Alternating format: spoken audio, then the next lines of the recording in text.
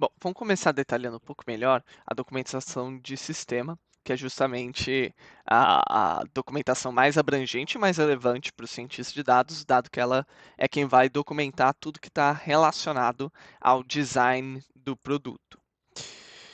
Então, a documentação do sistema, ela, por sua vez, se divide em alguns grupos de documentos que geralmente são apresentados e desenvolvidos ao longo de um projeto. O primeiro desses documentos é o requerimento de produto, que nada mais são do que informações sobre a funcionalidade do sistema e que deve delinear qual que é a finalidade, características, funcionalidades, manutenção e comportamento. Então a gente pode pensar no requerimento do produto como uma descrição dos objetivos principais daquele produto, né? Então, para quem a gente está fazendo, o que ele vai ter de funcionalidade principal, como ele vai ser usado e assim vai. Já a documentação de design e arquitetura são as principais decisões arquitetônicas tomadas pelos arquitetos de solução. Isso, em grandes linhas, significa falar, olha, quais são os sistemas que estão sendo utilizados e como eles se comunicam. E isso pode envolver tanto decisões de, por exemplo, segurança, como decisões de comunicação de dados, de interface com o usuário e assim vai. Então, no caso do aplicativo de ciência de dados, muitas vezes a documentação de design e arquitetura envolve justamente da onde estão vindo os dados, para onde estão vindo os dados e como que cada parte do código está gerando determinados grupos de informações ou insights. Né? O roadmap de produto, ele documenta a visão, estratégia e objetivos gerais do projeto.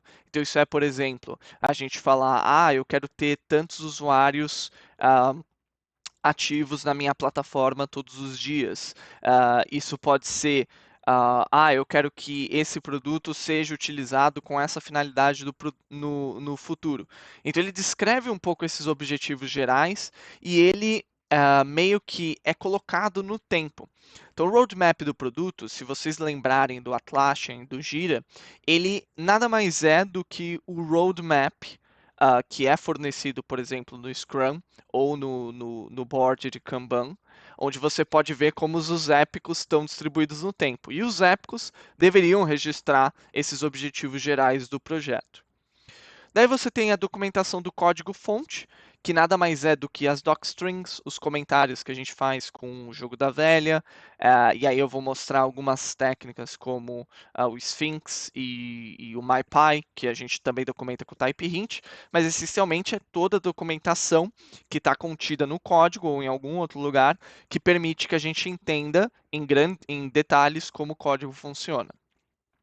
Depois a gente tem a documentação de experiência de usuário, que a ideia é que ele tenha clareza com relação a os testes de usabilidade e qual que é o design que vai estar acessível para o usuário. Então, aqui no canto, se vocês forem ver, tem umas telinhas, por exemplo. Isso seria um tipo de documentação de experiência do usuário, que são os wireframes, que são, por exemplo, as telas de um aplicativo. Então, aqui é onde a gente vai colocar todos os diferentes tipos de design que a gente colocou, como que a gente espera que seja o fluxo de vida do usuário. Então, o usuário, primeiro ele faz login, depois ele vai para tal página, depois ele vai e assim vai. Então, ele é para documentar tudo que está relacionado à interação do software com o usuário. Depois você tem o controle de qualidade, que nada mais é do que todo o detalhamento dos testes que tem que ser realizados para garantir que o software atenda os requisitos técnicos de qualidade e segurança. Então, é os testes unitários, testes de integração, teste de sistema, que eu já expliquei anteriormente.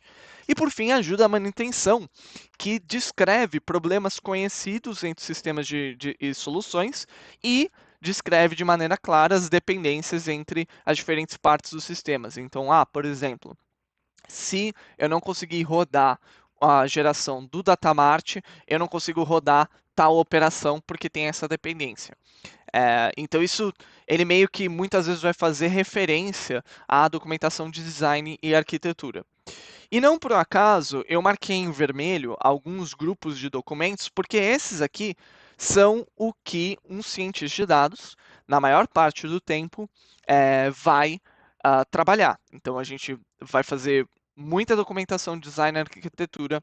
Obviamente, código-fonte vai ser sempre muito importante e ajuda a manutenção também vai ser importante. Conforme a gente for entrando em cada um desses grupos de documentação, eu vou deixar mais claro o que um cientista de dados faz e eu espero que com um projeto a gente consiga aplicar isso na prática. Então vamos agora olhar cada um desses subgrupos aqui de tipos de documento para entender com mais clareza e mais detalhes como eles são compostos.